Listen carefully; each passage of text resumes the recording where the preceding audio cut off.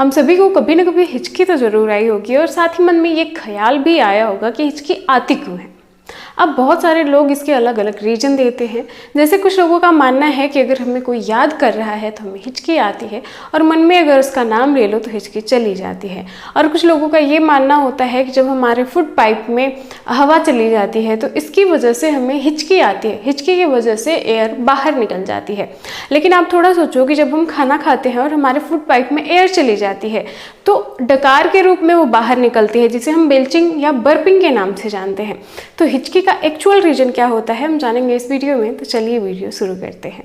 Actual में जो हिचकी होती है उसका संबंध हमारे श्वसन तंत्र से संबंधित होता है।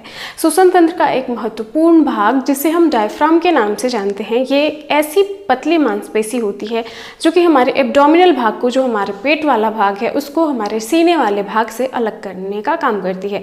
और साथ ही साथ इसके और भी बहुत सारे काम होते हैं, जिनमें से एक है कि डायफ्राम की वजह से ही हम सांस ले पाते हैं। डायफ्राम का जो शेप होता है वो डोम शेप्ड होता है।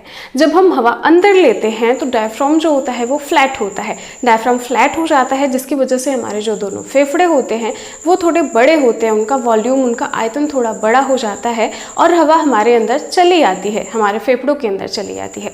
लेकिन कुछ देर के बाद जब डायफ्राम फिर से डोम शेप्ड में हो जाता है तो हमारे फेफड़े थोड़े छोटे हो जाते हैं, उनका आयतन कम हो जाता है और जो हवा होती है जो श्वास के रूप में बाहर निकलती है, कार्बन डाइऑक्साइड, उसे बाहर निकाल दिया जाता है।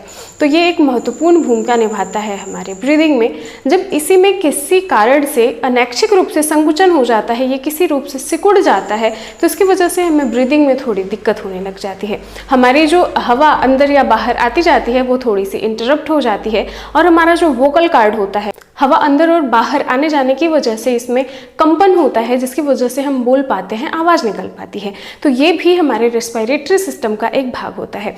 तो जो हमारा वोकल कॉर्ड होता है वो थोड़े समय के लिए बंद हो जाता है। इंटरप्ट होने के बाद जब हमारा डायफ्राम सिकुड़ जाता है तो हवा के पास आउट होने में दिक्कत होती है। तो ये थोड़े समय के लिए बंद हो जाता है, जिससे कि एक हिच सी आवाज़ आती है। वोकल कॉर्ड कुछ सेकंड के लिए ही बस बंद होता है और हमें हिच से आवाज़ सुनाई देती है।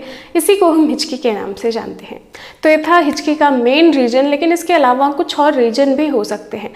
बहुत ज़्यादा तीखा खाना या हमारे फूड पाइप में हवा का चले जाना, तो हिचकी भी एक तरीका होता है कि हल्की फुल्की हवा को ये बाहर निकाल सके। लेकिन खाना खाने वाली जो हवा होती है, खाना खाते समय जो हवा जाती है वो तो बर्पिंग के रूप में ही निकलती है, डकार के रूप में निकलती है। जैसे हम कभी ज़ोर से हंसते हैं, बहुत जल्दी जल्दी बोल रहे हैं, तो इसकी वजह से जो हवा हमारे फूड पाइप में जाती है तो उसको बाहर निकालने के लिए हमें हिचकी आती है।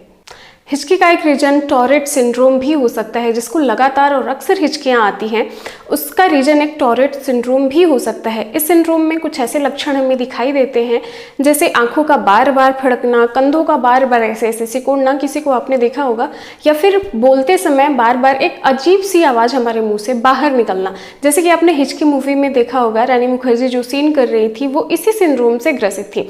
वो बार बार अनैच्छिक रूप से एक आवाज़ प्रोड्यूस करती थी हिचकी के रूप में। तो एक ऐसी कंडीशन शामिल होती है, जैसे हमारी आंखों का जल्दी जल्दी फड़कना, या बोलते समय कुछ और बोल जाना, या हमारे साउंड बॉक्स से कुछ अजीब सी आवाज़ें प्रोड्यूस होना। तो ये टॉरेट सिंड्रोम के कुछ लक्षण होते हैं। तो इसमें हिचकी भी शामिल हो सकती है, जो कि किशोरा अवस्था में ज़्यादा देखने को मिलती है। हल्की फुल्की हिचकी आना तो सही है, लेकिन ये लगातार बार बार हिचकी आने लग जाए, बहुत देर तक आने लग जाए, तो ये में थोड़ी सी इरिटेशन कॉज करती है और साथ ही साथ पेट में दर्द भी। तो हम बात करते हैं कि अगर आपको हिचकी आ रही है तो आप सही कैसे कर सकते हैं, हिचकी को ख़त्म कैसे कर सकते हैं। अगर किसी व्यक्ति को हिचकी आ रही है और आप उसको किसी ऐसे बातों में उलझा दे जहाँ पे वो भूल जाए कि उसे हिचकी आ रही थी, एकदम बिल्कुल ही बात डाइवर्ट कर दे, चेंज कर दे, उसका माइंड अगर अचानक से चेंज हो जाता है तो हिचकी आनी बंद हो जाती है। जब हिचकी आती है तो हमें क्या करना है, अपने गर्दन को थोड़ा सा ऐसे पीछे लेके जाना, ऐसे पीछे लेके जाना है और एक लंबी गहरी सांस लेना है और उस सांस को थोड़ी देर तक होल्ड करके रखना है और फिर आराम से सांस को छोड़ देना है। और आप बार बार अगर ऐसा करते हैं, अगर आप ऐसा 4 से 5 बार भी करते हैं तो हिचकी धीरे धीरे बंद हो जाती है। तो ये थी आज की वीडियो। आई होप आपको अच्छी लगी हो वीडियो। यहाँ तक देखने के लिए थैंक यू सो मच। मिलते हैं अपनी अगली वीडियो में, तब तक के लिए बाय बाय।